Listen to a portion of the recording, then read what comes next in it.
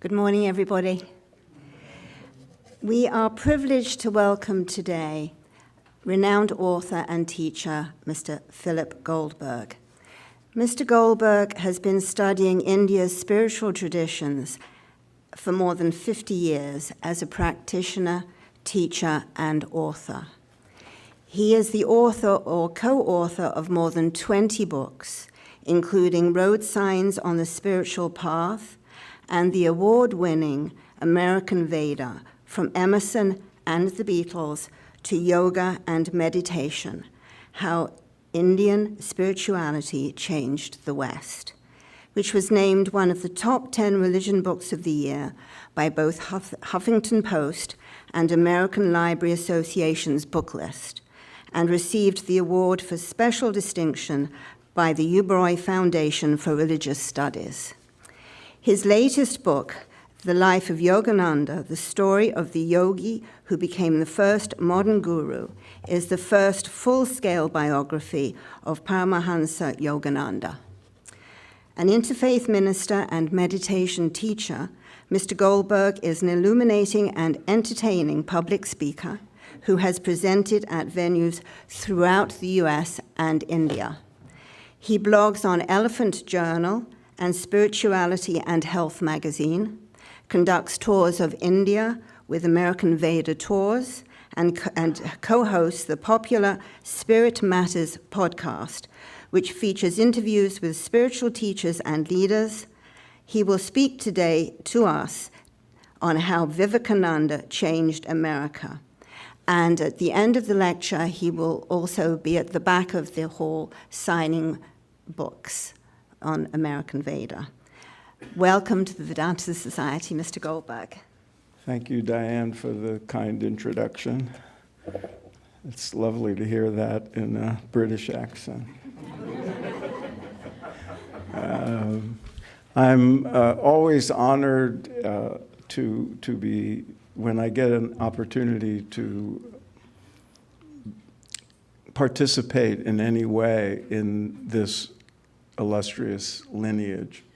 I hold the Ramakrishna Vivekananda lineage in very high regard and always have, and then especially when researching American Veda came to fully appreciate its impact on the US, and that's what I wanted to speak about, having the opportunity to be here. Because I'm convinced that the transmission of India's deep and precious spiritual heritage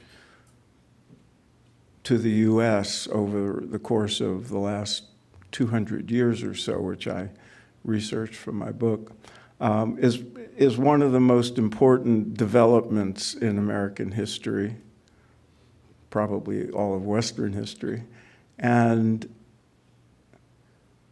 certainly among the most, if not the most important development in the religious and spiritual history of the West. The impact that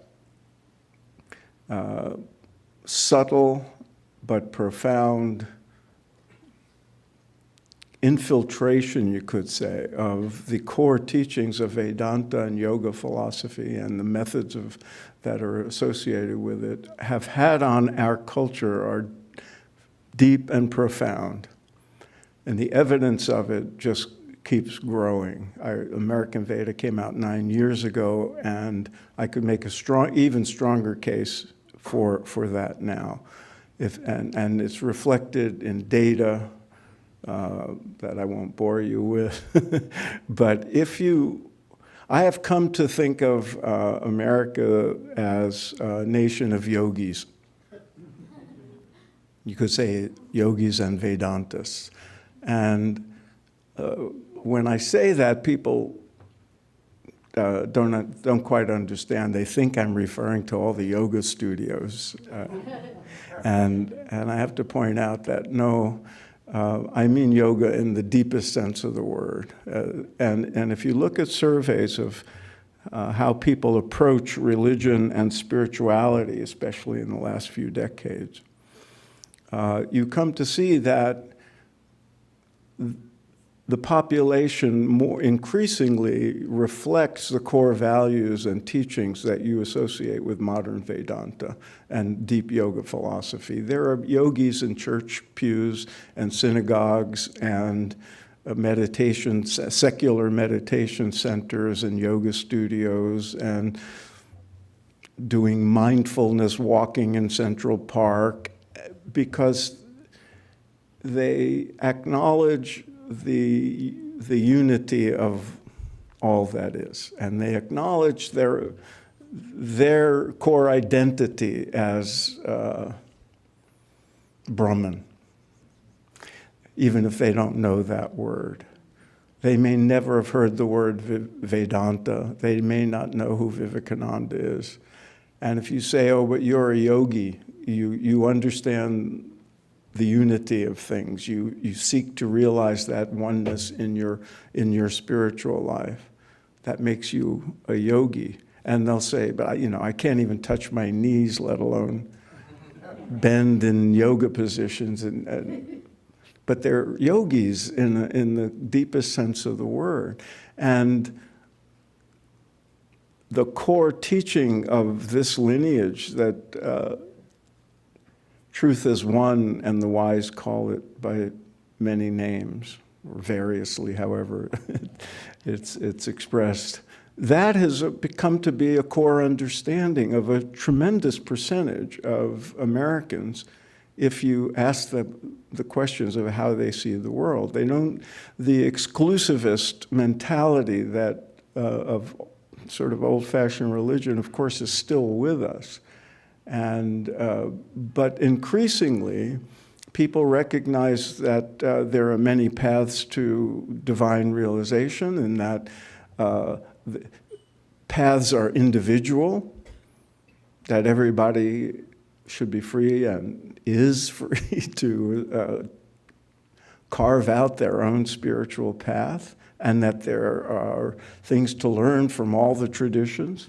This is how especially young people are pursuing their own spirituality, as increasingly spiritual independence, or what has been called the unaffiliated, or the spiritual but not religious, or the nuns with an N-O-N-E-S. And they're yogis. And in their beliefs, they are Vedantists, just as Ralph Waldo Emerson and Thoreau and Walt Whitman were, even though they'd never met a Swami, they'd never met a yoga teacher. There were no yoga studios in Concord, Massachusetts at that time. But they were yogis in the deepest sense of the word. And that is the way American spirituality is evolving, or has evolved, and continues to. And the connection, the access to India's essential spiritual heritage is responsible for that to a large extent. And so, because in many respects, Swami Vivekananda got the ball rolling for that, his impact should be more widely appreciated. And so I'm happy to have this opportunity to do that. There's many, many people, many factors responsible for what I just described, and many individuals who contributed to it. And I had to profile all those people, and I had the privilege of looking into all their lives. And in that sort of constellation of luminaries who brought these teachings here and articulated them in a way that allowed them to assimilate and enter into the fabric of the American mind and heart. In that constellation, of course, Swami Vivekananda is kind of a light of lights. And since it's been 125 years since he came here, and because the people of India like to count the full next year as part of the anniversary. This is still the 125th anniversary celebration, even though it's really the 126th. So I want to explain a few of the ways that Vivekananda, his influence is still with us. And the first, is it possible to get some water? Ah, thank you. The first, of course, is that he was the first. And that counts. That means something. I mentioned Emerson and Thoreau and all those people. They were among the first to be exposed to the literature of Vedanta and of Indian philosophy in general. But then it had to be embodied at some point. And that's what Swami Vivekananda did in 1893. You all know that story. But when he came to Chicago in 1893, it was a very big deal. And you have to, you could fully appreciate it if you look at what America was like in 1893. Most Americans, especially in the Midwest where he made his impact in Chicago, they had never even met a Jew. And Catholics were being discriminated against in major cities. It was only less than 30 years after the Civil War. So a dark-skinned man would have been treated quite differently from what occurs today. And a dark-skinned man in strange clothing representing what people would have thought of as a heathen religion. It took courage to deal with that. And it's for those reasons I always call Vivekananda the Jackie Robinson of American Veda. And if you don't understand why I refer to Jackie Robinson, please Google it. It would break my heart if you didn't know Jackie Robinson's story. But to break through that, and what a lot of people don't know, I'm going to reveal something to you, many of you know this, but the Parliament of World Religions became famous because of Vivekananda and is commemorated to this day by the Parliament. It's presented, we think of it as this wonderful ecumenical event where, they wanted to bring all the representatives from all the world's traditions together in this way. But there was a hidden agenda. America was a dominantly Protestant country at that time. Even, papists and, Catholics were discriminated against and degraded. And the organizers of the Parliament were predominantly Christian ministers, Protestant ministers. Some of them had the right intentions. Some of them, and there's documentation for this, they saw the Parliament as they would bring all these people together from these inferior traditions, and by the end of the conference, it would be obvious that their Protestant tradition represented the culmination of spiritual evolution and was superior. They were not prepared for Vivekananda to steal the show. He was just another of the heathens being represented. And so when he rose up and drew admiring, in some cases adoring audiences, and had to be scheduled more frequently and had to have, repeat his talks, it was a very big deal. And the publicity that resulted and his speaking tour that came out of it, it marked a moment in history where Americans were exposed to something new and different and radical in the way of understanding our relationship to the divine.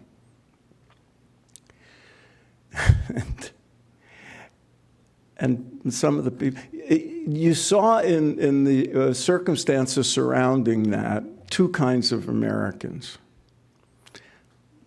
There were the people who rose up in opposition to Vivekananda and denounced him and, would may have been even threatening. And then there were the others, the open-minded Americans who were not threatened by foreigners and who embraced diversity and were pragmatic and open-minded enough to say, oh, well, that sounds good, and he has something to offer, and isn't he brilliant? Why don't we come back and see him again? And let's learn from him. He has something to offer. There were always these two kinds of Americans, and lo and behold, there still is, as you all know from everyday news. But it was the open-minded, curious seekers that embraced Vivekananda and got the ball rolling for the infusion of Vedantic ideas into American life. And that has, with all the backlash and opposition that has occurred over the course of the next 120 years, prevailed. The second thing I wanted to point out is that Vivekananda had the foresight to recognize that Americans could benefit from these teachings, and that in order to perpetuate his work, he had to have an organization, and organizations should have buildings. This is a bigger deal than you might realize, because I just wrote a full-on biography of Yogananda, who I'll come back to. He too had to create organizations, and he didn't like it. Renunciates aren't necessarily, they're not exactly like the people who go to Harvard Business School to run corporations. But organizations are a necessity, and he had the foresight to do that. There were other swamis and yogis who came to America in the early part of the 20th century, and we don't remember any of them because they didn't stay very long and they didn't leave behind what Vivekananda left behind by way of institutional structure and literature. And that legacy was terribly important. And of course, the connection to Bellarmut in India, where the swamis who came here were trained and prepared to come. All that is a terribly important thing. There was those other swamis did not have that foresight or the motivation to do it. And the literature that Vivekananda left behind, just even if the 4 slim volumes of the 4 yogas was all that left behind, that was a tremendous contribution. Those 4 books were read, still being read, as many of you know, but in the times that I'm most familiar with, because I lived it, the upheaval in the 1960s, well, it began even earlier, but especially in the late 1960s and 70s, where interest in everything India and Indian philosophy and Indian methodologies of spiritual practice were ascendant in the baby boomer counterculture. We read those books.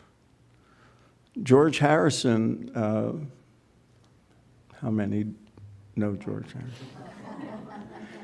You know, when the Beatles took up transcendental meditation in the late 60s and then went to India, it was a watershed moment in the history of East meeting West. And I write about the impact of that on the... Well, one of the reasons that happened was because George Harrison read Raja Yoga.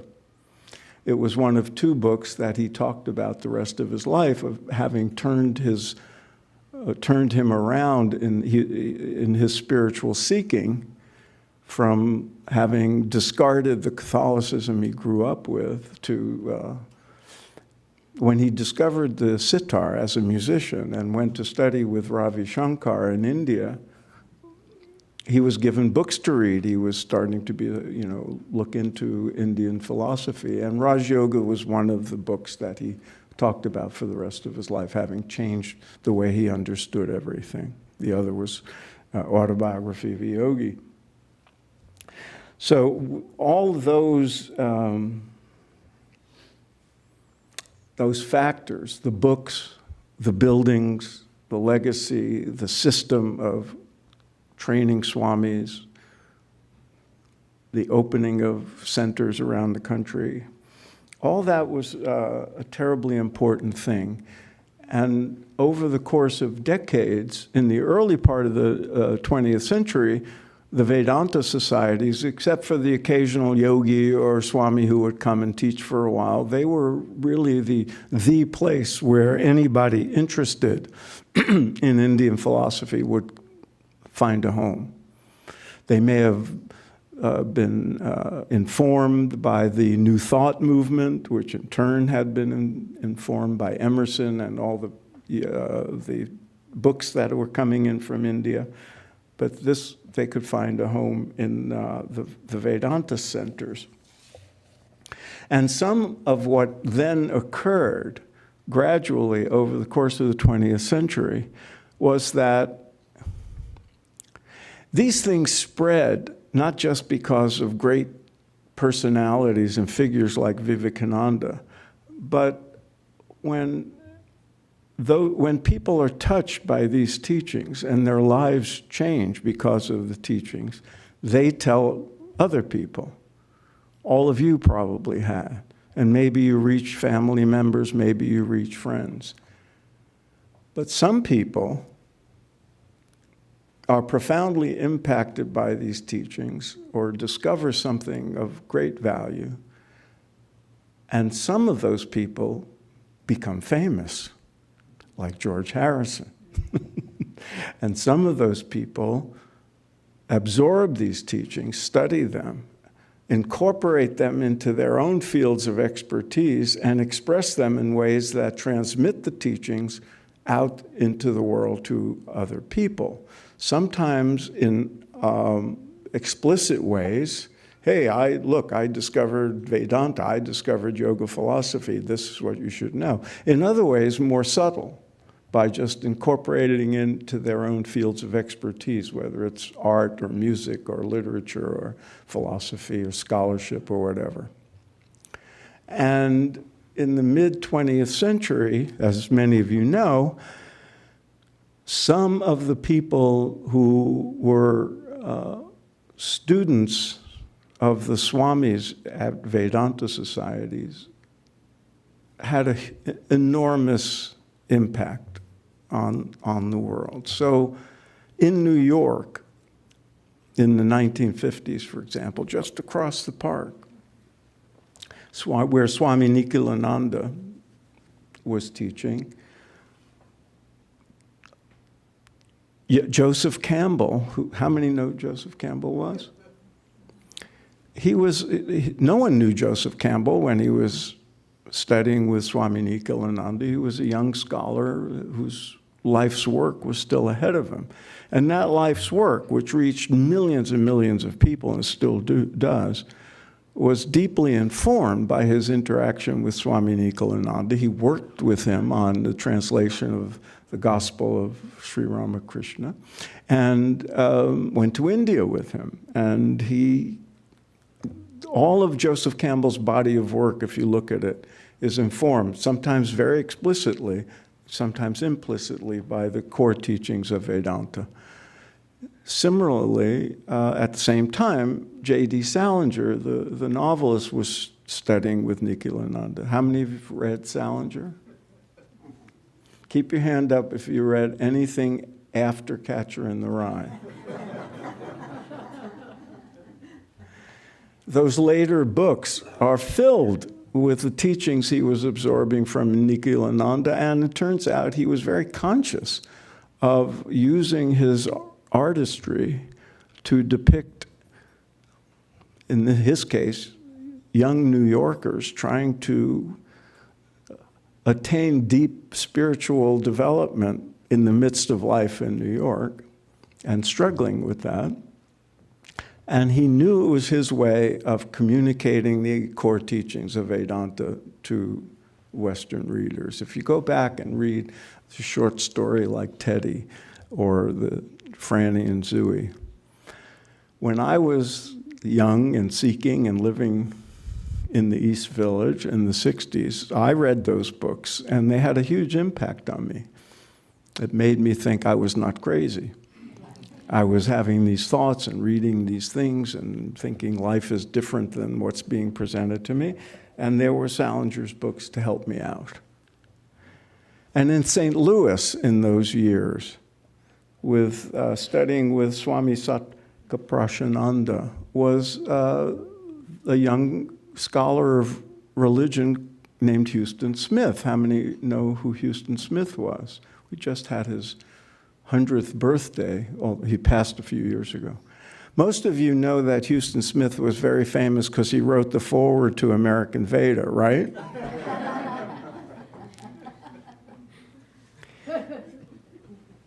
But he was actually famous before that.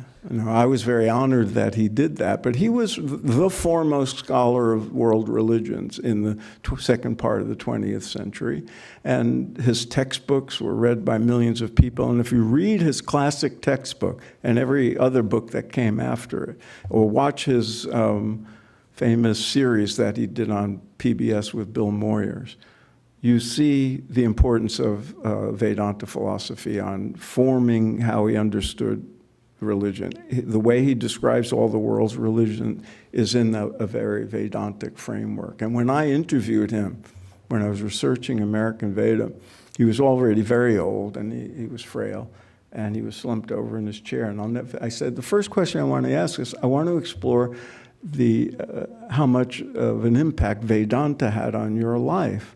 And he rose up in his chair and straightened up and said, it was immense.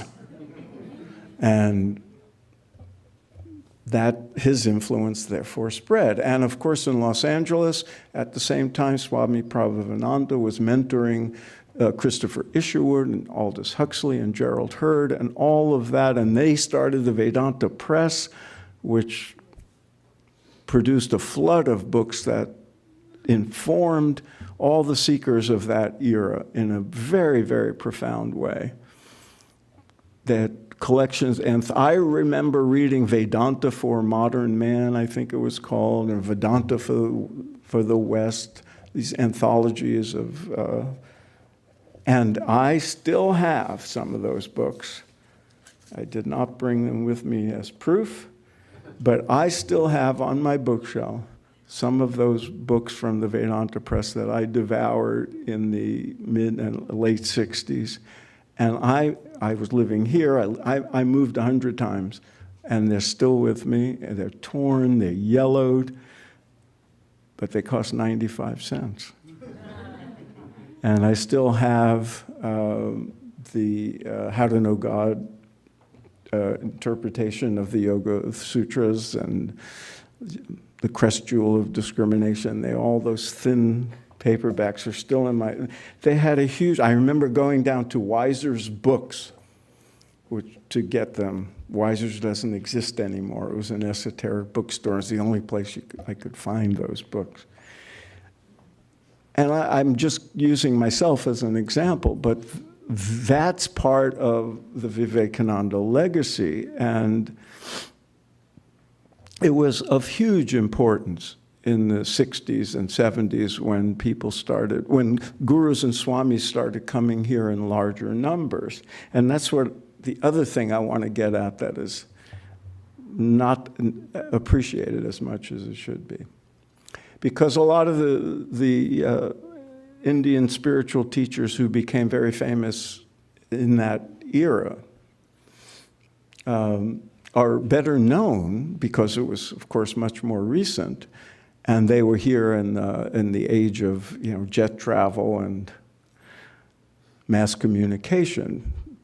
Vivekananda didn't have the benefit of those amenities in the few years he was here, and some of them were here in the West for many years. So, but they all owe a debt to the foundation that Vivekananda created, not just because the audience for the teachers that came in the 60s and 70s especially was sort of prepared by Vivekananda's legacy, by the books, by the Vedanta societies, by the important people that I just mentioned. And the whole New Thought movement, which was very important. So they not only established help establish the readiness and the openness to embrace these teachings, but it's a very important consideration that in many ways Vivekananda set the template for how subsequent gurus and swamis presented these teachings to Americans.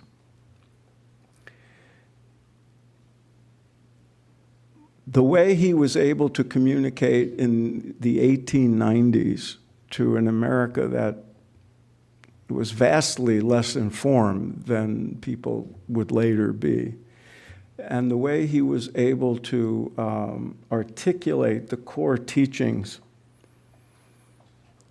so that people understood they were compatible with reason and scientific evidence and the known facts of history.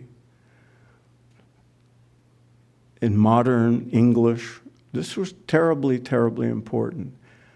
Not only were the teachings non-threatening, but they could be they were not seen as antithetical to the modern mind,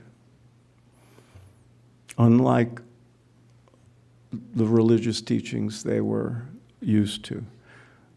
The way he was able to make it understood that America's love for individuality and the supremacy of individual choice and freedom of expression and freedom of belief was compatible with what India had to offer, and in fact essential to that.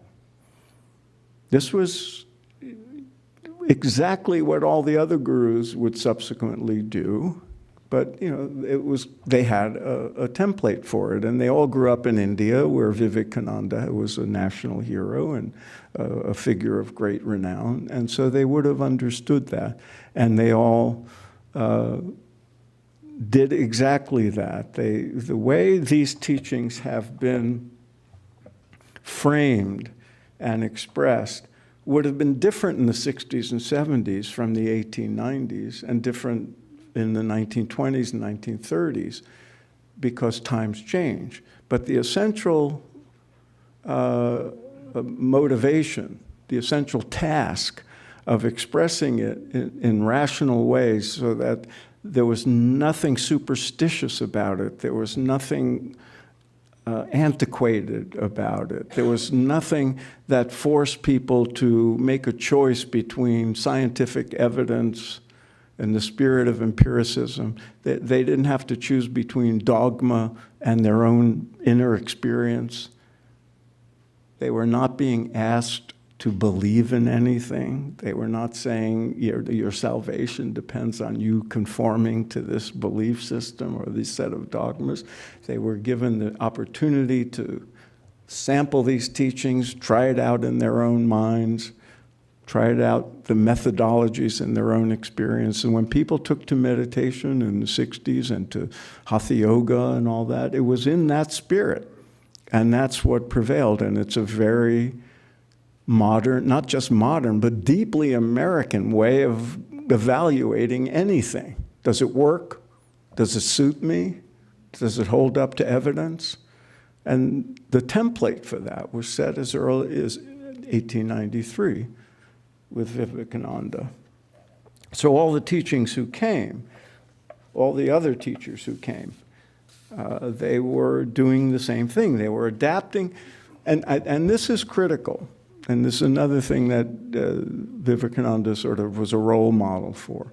They all had to adapt these teachings to the modern mind and to the audience they were addressing. Yogananda had to do it in the 20s. Maharishi Mahesh Yogi and all the Swamis, Muktananda and the others in the 60s and 70s, they had to be sensitive to the frame of mind of the people of that era. So they had to adapt the language, the delivery system. But they had to do it because of who they were and their understanding that some things can be adapted, but some things must be protected. And so they had to find ways to communicate effectively, to show the tremendous diversity and flexibility of these teachings, but also do so in a way that maintained the integrity of the teachings and their link to their sources, the ancient sources, so that the teachings did not get distorted or diluted or corrupted in the process of adapting them. And if you look at Vivekananda's work, you see that's how he did it. And I'm sure if you were a young renunciate in India and you started to have thoughts of, I'm going to communicate to other people, or if your guru said, you're going to teach, or you're going to go to the West, Vivekananda would have been presented to you as a role model. In studying the teachers who came in the 60s and 70s, and I was in the presence of some of them, I spent a lot of time with Maharishi Mahesh Yogi when he was most famous after the Beatles. That's what they were doing. They were adapting these teachings, making them compatible with science, but holding on deeply to the integrity of the teachings.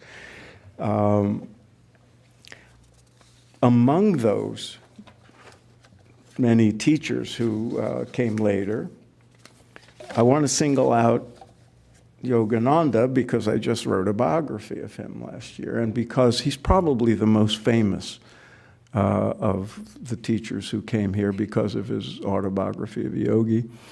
And he came in 1920, so he was between Vivekananda and all the teachers of the 60s. And when he came, in studying his life, it's very clear the Ramakrishna Vivekananda influence on him. He spent his formative years from age 13 until he became a Swami and then came to America in Calcutta. How many of you have been to Calcutta? And upriver to Bellarmut and Dakshineswar. Okay, so I've taken tours there. And we go to Yogananda's family home, and we go to his ashram, which is just down the river from the Kali temple, and right next to the Sarda Mutt, where the women monastics are trained in your lineage. And the proximity to the Ramakrishna Vivekananda lineage is extraordinary. And in researching his life, he, from age 13 on, this is the early part of Vivekananda came to America the year Yogananda was born, and passed when Yogananda was 9 years old. So when he moved to Calcutta, the Ramakrishna Vivekananda lineage was fresh and deep and powerful at that time. He would have known all about it. He would have been part of that. And he went to Scottish Church College, where Vivekananda would have been the illustrious alumnus. So, by the way, did Srila Prabhupada, who brought the Hare Krishna movement to America. He also was a child of Calcutta and a graduate of Scottish Church College. Would have been a little boy when Vivekananda was teaching in America. And that influence was palpable in those years. When Yogananda was an adolescent, he would have heard about all this. He was a distant relative of Sri Aurobindo, and as many as you know, Aurobindo was deeply affected by Vivekananda. He knew he met Tagore. Tagore would have been deeply familiar with and admiring or reverent toward Vivekananda. Yogananda's best friend's father was a classmate of Vivekananda at Scottish Church College and had pictures of them together in the house. And most important, when Yogananda was a young seeker, he was studying with whatever guru and swami he could, and he had several important mentors in his teen years before he met his own guru and became a disciple and then a swami. And one of probably the most important mentor was a guy he called Master Mahasya. Do you know who that was? That was M, who you know as the compiler or the author of the Gospel of Sri Ramakrishna. In those years, he was an educator, and you could walk from Yogananda's home, which one can still visit as I bring groups there. And that home, by the way, is about a 15-minute stroll to Vivekananda's home, where Vivekananda was born and raised and is now a national museum. And if you haven't been there, you should go. So that neighborhood in Calcutta was profound in its impact. It was a big part of the early days of the Indian independence movement. It was an intellectual and political sort of cauldron, and spiritual. There were yogis and gurus and little ashrams all over the place. And Master Mahasya, used to take young teenage, well, he wasn't yet Yogananda, to Dakshineswar, and they would sit and have the darshan of Ramakrishna, and Yogananda would go and meditate for long hours where Ramakrishna had sat. So that impact was deeply embedded in Yogananda when he came here in 1920. And where did he come first? To Boston for 4 years. We're only 20 or 25 years after Vivekananda was there and lectured at Harvard, where then Yogananda would come. So the impact on him was profound. And then he had this huge impact on America, and he in turn influenced all the gurus of the 60s and 70s. So for all these reasons, Vivekananda's impact is still being felt. And I feel like people like me, I never became a devotee of this path, but I owe tremendous amount to this lineage and to Vivekananda's work and example, and I'm extremely grateful for it. And everybody, regardless of which path they follow, which lineage they're associated with, who their guru was, they owe something to Vivekananda. And it's important, I think, to honor that. because with all the yoga that's now available and all the way these teachings have spread, and if we don't have a sense of connection to what I sometimes speak to young yoga teachers in training, and they think lineage means their teacher. But there's a Maha lineage. and Vivekananda's role in that should be honored and valued, because it helps to keep the teachings intact in their integrity and not corrupted. And you know, when I look at current events and I reflect on Vivekananda's first speech in 1893, he warned against religious fanaticism. Listen to that speech, or listen, you can't listen to it, you can only listen to the actor who people think was Vivekananda.